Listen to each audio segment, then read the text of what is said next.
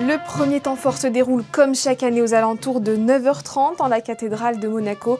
Sur l'estrade en face, photographes locaux et internationaux scrutent l'arrivée du couple princier et en particulier celle de la princesse Charlène qui a opté pour un tailleur blanc.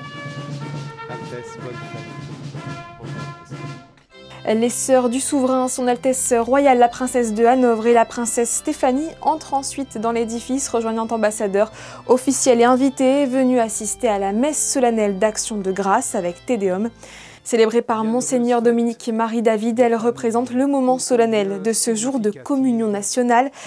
Dans son homélie, l'archevêque souligne l'importance du respect des traditions, celles qui permettent au pays de se projeter vers l'avenir tout en incarnant sur la scène internationale un modèle de progrès et de modernité.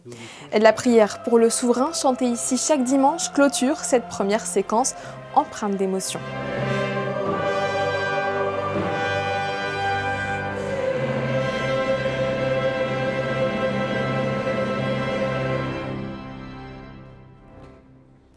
Après l'office direction la place du Palais Princier, où la foule se masse pour suivre sur écran géant la première cérémonie qui se déroule dans la cour d'honneur.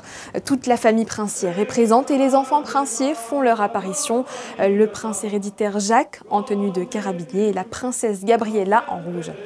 Dans ce décor chargé d'histoire, le prince remet les insignes de grade aux 31 militaires de la force publique promus dans l'année, l'ordre de Saint-Charles au grade de chevalier à 2 de ses carabiniers et un sapeur-pompier, ainsi que les médailles d'honneur et du travail à 16 personnels du palais.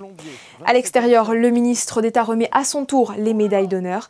Un 19 novembre particulier pour Christophe Mirmand puisqu'il s'agit de sa première fête nationale. Il est entré en fonction en juillet dernier. Après la garde républicaine en 2024, c'est une unité italienne qui est mise en avant cette année. La fanfare du 3e régiment des carabiniers de Lombardie interprète les airs les plus connus d'Italie.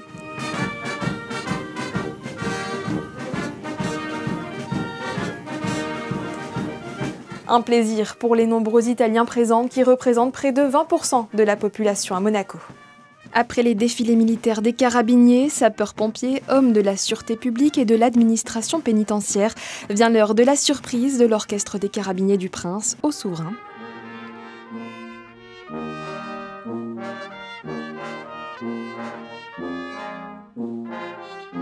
La reprise dont n'a pas toujours 20 ans sonne comme un clin d'œil à ses 20 ans de règne.